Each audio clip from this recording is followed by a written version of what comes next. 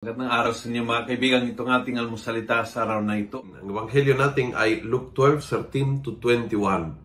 Sabi ni Jesus, "Be on your guard and avoid every kind of greed.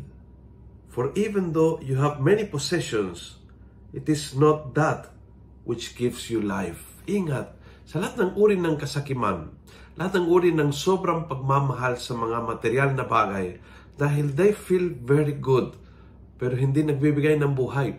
And they leave you empty. Kung yun lang ang hinahanap mo, kung yung buong kaligayahan mo is nakabili ka ng bagong iPhone o nakapunta ng bagong bakasyon o nakabili ng bagong t-shirt o nagpalit ng kotse o nagtayo ng bahay, kung buong kaligayahan is on that level, yun sa level ng mga material na bagay, maiwan ka na empty. Because it's something na it's good, nakakatuwa, nakakataba ng puso, nakakasaya, but very ephemeral, nawawala agad. Kaya kung yun lang ang hinahanap, ang buhay ay magiging saglit ng masaya and 99% na emptiness. Looking for another material na bagay na magbibigay ng shot of adrenaline para makaramdam ng kaligayahan for a while and then ephemeral kasi nawawala agad. Bili ka ng bagong cellphone ngayon, a month later, kailangang i-update ang operating system, medyo nagluluma na.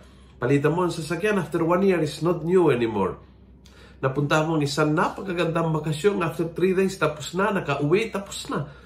And so, yung mga shut up ng kaligayahan ng mga material na bagay, they do not last long. At kung yun lang ang hinahanap, at kung yun lang ang tinitingnan bilang kaligayahan, hindi magtatagal. So, ingat sa lahat ng uri ng kasakiman, ng sobrang pagmamahal sa mga bagay na ay material lang, dahil doon, hindi mo makukuhan tunay na kaligayahan. And so, use them well, have them, use them, but don't put there your hope, don't put there your joy. Kung gusto mo ang video nito, pass it on. Punuin natin ng good news ang social media. Gawin natin viral, araw-araw ang salita ng Diyos. God bless.